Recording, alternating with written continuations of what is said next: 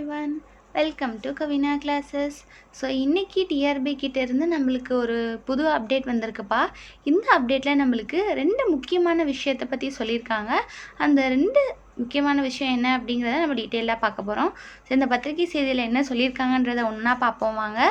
So first என்ன சொல்லியிருக்காங்க அப்படின்னா, டிஎன் செட் எக்ஸாம் வந்து யூஜிசி சொன்ன கைடன்ஸின் படி 6, 7, 8, 9 மார்ச்சில் இந்த 4 தேதிகள்லையுமே நம்மளுக்கு சிபிடி மோடில் நடந்து முடிஞ்சது அப்படின்றது நம்ம எல்லாருக்குமே தெரியும்.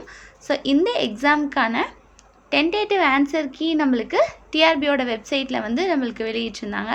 ஸோ அதையுமே நம்ம 13th அன்னைக்கு நம்ம எல்லாருமே டவுன்லோட் பண்ணி எடுத்துக்கிட்டோம்.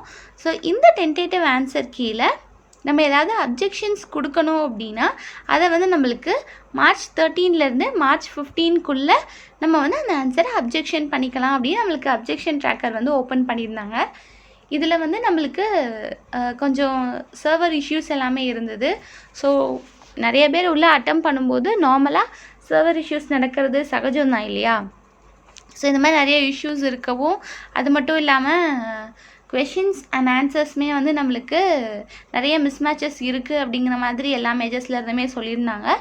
ஸோ இதே எல்லாத்தையுமே வந்து ஒரே நேரத்தில் அப்ஜெக்ஷன் பண்ணும்போது நம்மளுக்கு எல்லோரும் அவங்க கொடுத்த குறிப்பிட்ட டைம்குள்ளே நம்மளால் பண்ணி முடிக்க முடியலை அப்படின்றதுனால நம்ம கேண்டிடேட்ஸ் எல்லாருமே கொடுத்த கோரிக்கையின்படி டிஆர்பி என்ன பண்ணியிருக்காங்க அப்படின்னா, நம்ம அப்ஜெக்ஷன் கொடுக்கறதுக்கான டைமை நம்மளுக்கு எக்ஸ்டெண்ட் பண்ணி கொடுத்துருக்காங்க. என்ன டைம் டியூரேஷன் அப்படிங்கிறது அவங்க இன்னும் நம்மளுக்கு கரெக்டாக சொல்லலை, எக்ஸ்டெண்ட் பண்ணியிருக்காங்க அப்படிங்கிறது மட்டும் தான் சொல்லியிருக்காங்க. ஸோ அதனால் அப்ஜெக்ஷன் பண்ணுறதுக்கு யாராவது சர்வர் இஷ்யூனாலேயோ இல்லை ப்ராப்பராக ரெஃபரன்ஸ் எடுக்காததுனாலையோ எனி இஷ்யூ நீங்கள் பண்ணாமல் இருந்தீங்க அப்படின்னா, நீங்கள் பண்ணணும்னு நினைக்கிற கொஷினுக்கு இந்த டைமை பெஸ்ட்டாக யூட்டிலைஸ் பண்ணி நீங்கள் அப்ஜெக்ஷன் கொடுத்துக்கலாம். நீங்கள் அப்ஜெக்ஷன் கொடுக்குறது மூலமாக உங்களோட மார்க்கில் வந்து ஆட் ஆக போகுது. அது மட்டும் இல்லாமல் 1 மார்க் 2 மார்க்கில் நீங்கள் மிஸ் பண்ண போகிற சான்ஸ் வந்து இது மூலமாக உங்களுக்கு கிடைக்கிறதுக்கும் ஒரு அரிய வாய்ப்பு இருக்குது. ஸோ அப்போது உங்களுக்கு இதுதான் கன்ஃபார்மாக கரெக்ட் ஆன்சர் அப்படிங்கிறது அஃபிஷியல் சோர்ஸோடு தெரியுது அப்படின்னா கண்டிப்பாக நீங்கள் வந்து அப்ஜெக்ஷன் கொடுக்கலாம். அது நீங்கள் பேப்பர் 1க்கு தான் கொடுக்கணும், பேப்பர் 2க்கு தான் கொடுக்கணும் அப்படின்றது கிடையாது. நீங்கள் எழுதுனா எந்த பேப்பருக்குனாலும் நீங்கள் வந்து அப்ஜெக்ஷன் கொடுக்கலாம். சரிங்களா? அஃபிஷியல் ரெஃபரன்ஸ் மட்டும் கரெக்டாக எடுத்துக்கோங்க. அப்ஜெக்ஷனை வந்து நீங்கள் இந்த டைமை யூட்டிலைஸ் பண்ணி நீங்கள் வந்து சப்மிட் பண்ணுங்கள். அது மட்டும் இல்லாமல் நம்மளுக்கு யூஜிசிலையுமே சரி, சிஎஸ்சிஆர்லையுமே சரி, அதாவது நம்மளுக்கு இப்போது லெக்சரர்ஷிப்க்கு அசிஸ்டன்ட் ப்ரொஃபஸர்ஷிப்க்கு நடத்துகிற சென்ட்ரல் லெவல் எக்ஸாமினேஷன்ஸ் எல்லாத்துலேயுமே நம்மளுக்கு ரெஸ்பான்ஸ் ஷீட் கொடுக்கறது வழக்கம். ஸோ அதே மாதிரி தான் நம்ம டிஎன்செட் எக்ஸாமுக்குமே ரெஸ்பான்ஸ் ஷீட்ஸ் வேணும் அப்படின்றத கேண்டிடேட்ஸ் சார்பாக நம்ம வந்து கோரிக்கையாக வச்சுருந்தோம்.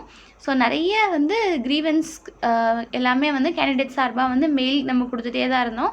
ஸோ அதுக்கு ரெஸ்பான்ஸாக டிஆர்பி நம்மளுக்கு என்ன சொல்லியிருக்காங்க அப்படின்னா, ரெஸ்பான்ஸ் ஷீட்டை வந்து நம்ம டவுன்லோட் பண்ணிக்கிறதுக்கு ஏற்ற மாதிரி அவங்க வந்து ஒர்க் பண்ணிகிட்ருக்காங்க.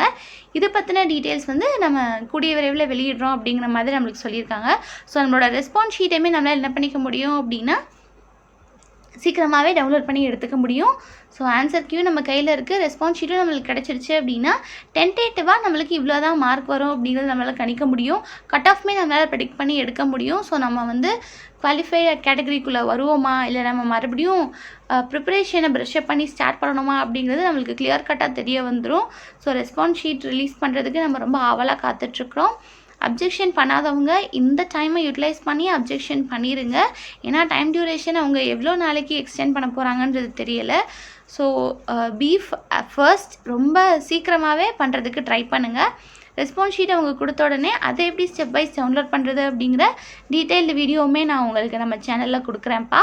டிஎன் செட்டோட ஃபர்தர் அப்டேட்ஸ் எல்லாமே உங்களுக்கு உடனுக்குடன் வேணும் அப்படின்னா நம்ம சேனலை சப்ஸ்கிரைப் பண்ணி வச்சுக்கோங்க. அடுத்த அப்டேட்டோட அடுத்த வீடியோவில் சந்திக்கலாம். தேங்க்யூ.